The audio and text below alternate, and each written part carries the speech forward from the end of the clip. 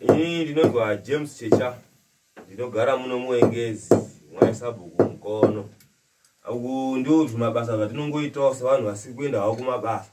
Tinongowana marikisho kugadzira mpini yematemo, yemapadza nekugadzira matemo kwacho. Ndio mabasa atinotorarama tichingoitawo zvedu tiri muno. Ndiri kuona muri kuisa demo iro mukati mumoto umo.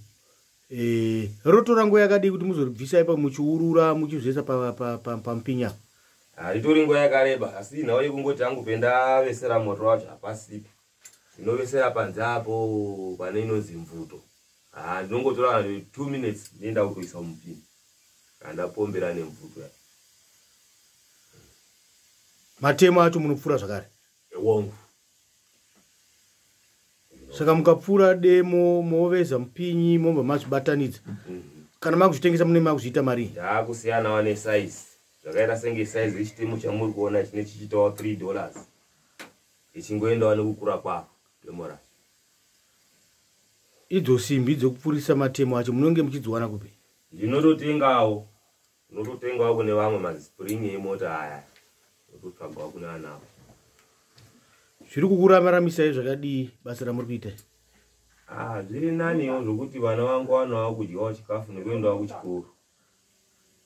Zviri naniwo. Muri munhu akaroora nevana vangani? Ndiri munhu akaroora ndine vana varongomuna 4. Vakomana 2, vasikana 2. Munokurudzira kuti kudii kune vamwe vechidiki munyaya dzekurarama? Munyaya dzekurarama upenyu hwakaoma. Ngatirege kutarisira tichawana mabasa, tichapindwa mumakambani hakuna. Saka kutozviitira zvinhu zvako zvemaoko zvinotova nani, unoraramisa munhu.